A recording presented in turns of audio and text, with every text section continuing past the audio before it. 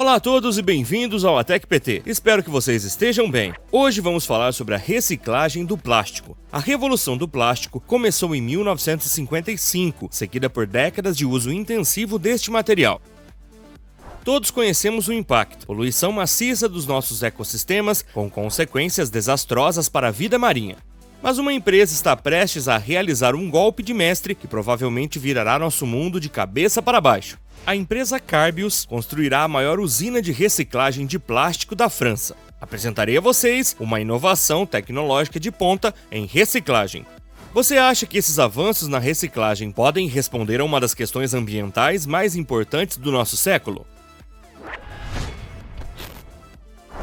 Estima-se que sejam produzidos atualmente cerca de 367 milhões de toneladas de plástico, sendo a grande maioria utilizada no fabrico de garrafas descartáveis destinadas à indústria de refrigerantes. Elas são feitas de um polímero conhecido como PET. Essas garrafas podem ser recicladas, mas a maioria acaba em aterros sanitários, que muitas vezes ainda acabam no mar, sendo levadas pelas correntes marítimas e formando gigantescas manchas de lixo nos oceanos.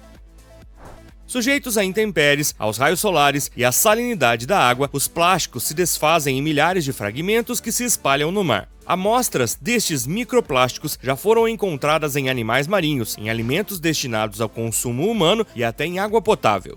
É por isso que diferentes métodos de reciclagem foram desenvolvidos, mas os processos convencionais têm grandes limitações. O surgimento do plástico na vida moderna começou no início do século XX. O baquelite se tornou o primeiro plástico sintético a ser produzido no mundo. Começamos então a fabricar todo tipo de objetos que puderam melhorar nosso dia a dia. Telefones, rádios, brinquedos, peças de carros. Demorou até a década de 1950, também conhecida como a idade do ouro do capitalismo, para que o plástico se tornasse um dos materiais mais importantes na indústria. O aparecimento do plástico levou a uma verdadeira revolução nos nossos padrões de consumo. Tornou-se a norma de uma era caracterizada pela produção em massa. Também gerou uma cultura de resíduos, que revelou o lado obscuro deste material. Hoje, 40% do plástico produzido no mundo é usado em produtos descartáveis. Os números também revelam que a nossa dependência do plástico continuou a aumentar. Em 1950, a produção mundial deste material era de 2,3 milhões de toneladas e em 2022 atingimos 367 milhões de toneladas. De acordo com a Associação Industrial de Plástico, estima-se que de 1950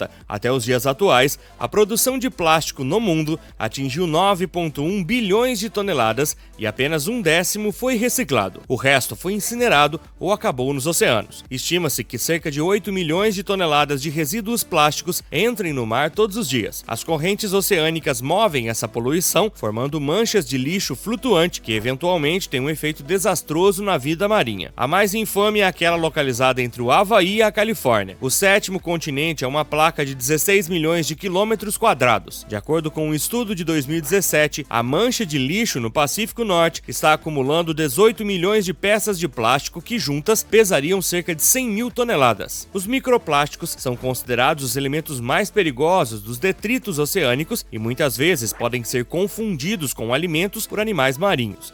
É claro que isso afeta a cadeia alimentar humana, pois podemos ingerir produtos químicos de plástico. A única solução para resolver este problema é evitar o despejo de resíduos plásticos nos mares e oceanos.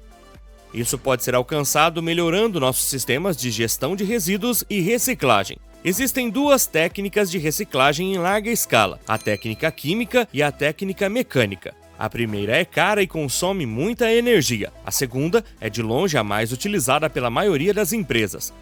O processo de reciclagem mecânica do PET inicia-se com o transporte do plástico previamente compactado até a estação de coleta, onde o produto é introduzido em um coletor. O plástico é então introduzido em um poço para ser lavado. Geralmente, uma segunda revisão manual busca garantir a pureza do material que será enviado para a moagem. É nesta fase que as garrafas são trituradas até se fragmentarem para depois serem derretidas a 270 graus. Obtém-se então PET amorfo ou semicristalino. Por fim, vem o processo de rearranjo da estrutura molecular para a obtenção da resina OPEX. A principal desvantagem deste processo é que essas garrafas não podem ser recicladas indefinidamente, pois o material se desgasta e perde qualidade a cada reciclagem.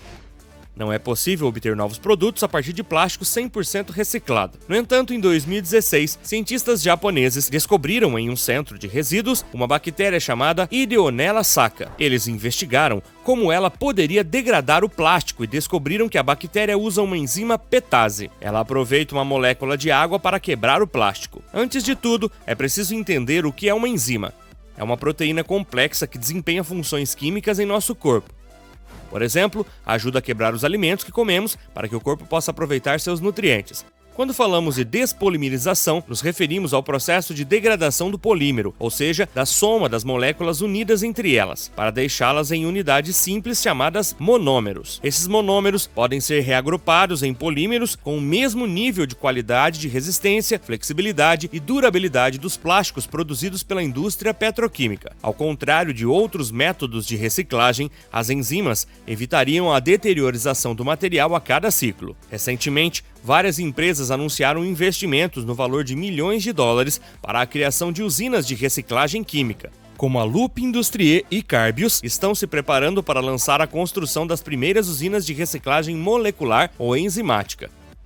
A primeira conta, entre outras inovações, com uma enzima capaz de transformar em apenas 10 horas até 95 mil garrafas plásticas em monômeros. Segundo o chefe de pesquisa da empresa, o produto obtido é idêntico ao plástico feito em petroquímicas.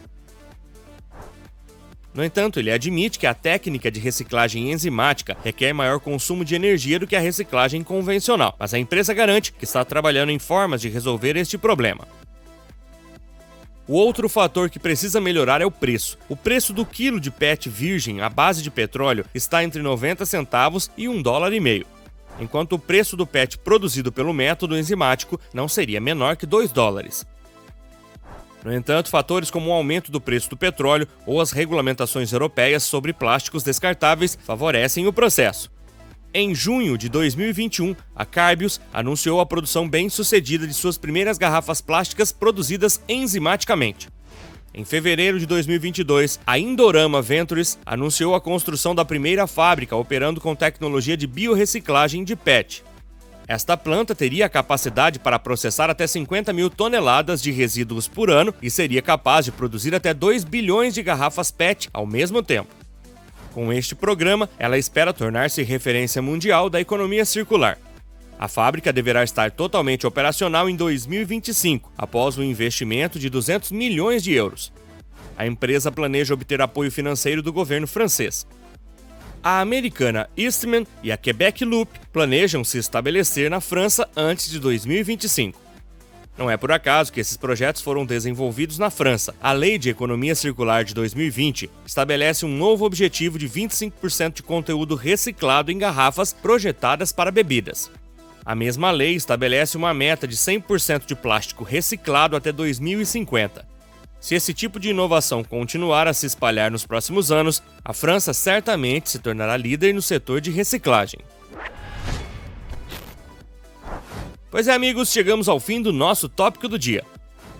Se você gostou deste vídeo, deixe seu joinha. Para não perder nosso próximo tópico, não hesite em se inscrever em nosso canal. E não se esqueça de ativar o sininho de notificações. Obrigado por ficar até o final do nosso vídeo e até breve no ATEC PT.